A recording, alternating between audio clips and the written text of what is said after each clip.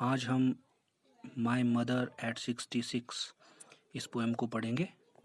ये पोएम कमला दास ने लिखी है।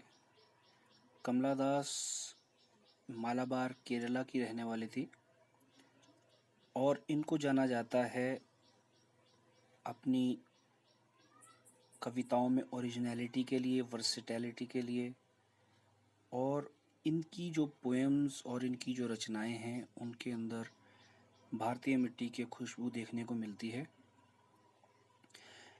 कमला दास ने बहुत सारी नॉवेल्स और शॉर्ट स्टोरीज इंग्लिश में पब्लिश की हैं और मलयालम में भी की हैं। तो ओवरऑल हम ये कह सकते हैं कि कमला दास एक सेंसिटिव राइटर हैं, एक सेंसिटिव पोएटेस हैं जो ह्यूमन रिलेशनशिप्स पर लिखती हैं, और माय मदर एट 66 इसका एक परफेक्ट एग्जाम्पल है। तो आइए इस पोएम को पढ़ते हैं और जानते हैं इसमें पोएटेस ने अपने क्या विचार व्यक्त किए हैं। Driving from my parents home to Kochi last Friday morning I saw my mother beside me. Poetess लिखती है कि पिछले शुक्रवार को सुबह जब मैं अपने माता पिता के घर से कार में कोची जा रही थी तो मैंने अपने साथ बैठी अपनी माँ को देखा। अब यहाँ पर जो है, वैसे तो कवियत्री ने बहुत बार अपनी माँ को देखा होगा, लेकिन आज जो है वो एक ऑब्जर्वर की भांति वो अपनी माँ के चेहरे को पढ़ने का प्रयास कर रही है। Dose open mouthed, her face ashen like that of a corpse, and realized with pain that she was as old as she looked, but soon put that thought away and looked out at young trees sprinting, the merry children spilling out of their homes. अब वो क्या देखती है कि उसकी माँ जो है वो खुले मुंह से ऊँग रही है, उसका मुंह खुला है और वो आधी नींद में है और आधी जागी हुई है, और उसका चेहरा यानी कि उसकी माँ का चेहरा जो है वो कैसा हो गया है, शव की भांति पीला पड़ गया है। एशन होता है पीला पड़ जाना, और कोप्स यहाँ पे शव, तो शव से तुलना की गई है। तो ऐसा देखते हुए उसने क्या ऑब्जर्व किया कि अब उसकी माँ का अंत नज़दीक है, परंतु कोई भी बच्चा जो है अपनी माँ की मृत्यु को नहीं देखना चाहता।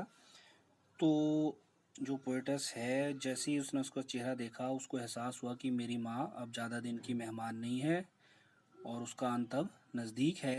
यहाँ एक और विचार जो पोएटेस के मन में आ रहा है वो ये है कि उसकी माँ बूढ़ी है और उसको पोएटेस की आवश्यकता है, पोएटेस की केयर की आवश्यकता है, लेकिन उसके बावजूद भी जो पोएटेस है, कमला दास है, वो वहाँ पर रुककर अपनी माँ की सेवा नहीं कर सकती क्योंकि उसे अपने करियर के लिए बाहर जाना है। तो ये एक दुविधा की सी स्थिति है, द्वंद्व का सा माहौल है यहाँ पर, जो इन पंक्तियों द्वारा व्यक्त किया गया है कि वो जानती है कि उसकी माँ बूढ़ी है, मृत्यु की ओर अग्रसर है और उसे अपनी माँ की सेवा के लिए वहाँ रुकना चाहिए, लेकिन उसके बावजूद वो अपनी माँ की सेवा के लिए वहाँ नहीं रुक पा रही है। लेकिन इस थॉट को उसने जल्दी से अपने से दूर किया और उस थॉट से पीछा छुड़ाने के लिए उसने क्या किया, बाहर देखना शुरू कर दिया।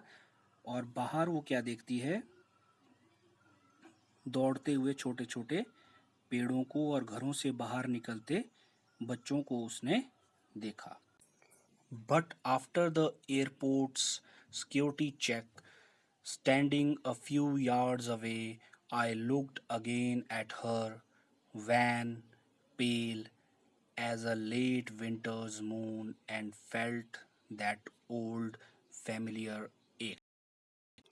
तो पोएटेस कहती है कि एयरपोर्ट के सिक्योरिटी चेक के बाद अपनी माँ से कुछ दूर दूर खड़े होकर मैंने दोबारा जब उसके चेहरे की तरफ देखा तो मुझे उसका चेहरा कैसा दिखाई दिया, वैन।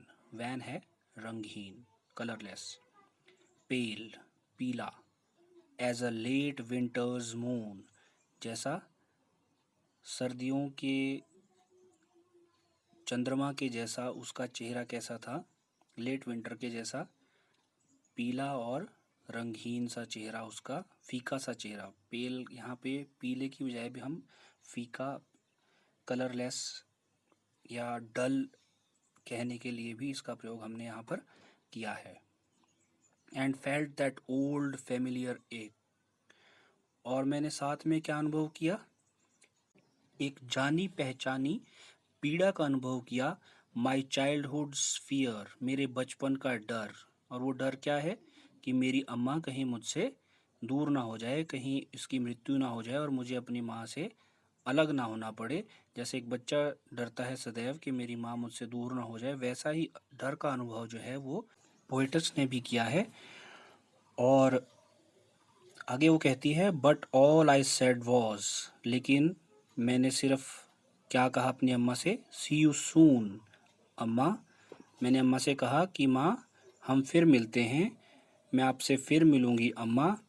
और इतना कहकर all I did was smile and smile and smile, मैंने क्या किया, मैं केवल स्माइल करती रही, स्माइल करती रही और स्माइल करती रही, इस उम्मीद में कि मेरी अम्मा को कुछ नहीं होगा और मैं फिर से अपनी अम्मा से मिल सकूंगी। यहाँ इस पोयम का सेंट्रल आइडिया ये है कि यहाँ पोएटस को अपनी माँ को खोने का डर तो है, पर वो इस विचार को दबा रही है क्योंकि उसको अपना जीवन जीना है और जीवन में आगे बढ़ना है। तो वो अपने करियर और ग्रोथ को महत्व देती है, इसलिए वो ऐसे विचारों को त्याग कर जीवन पथ पर आगे बढ़ रही है, इस उम्मीद के साथ कि सब अच्छा ही होगा और भविष्य जो है वो खुशियाँ लेकर ही आएगा।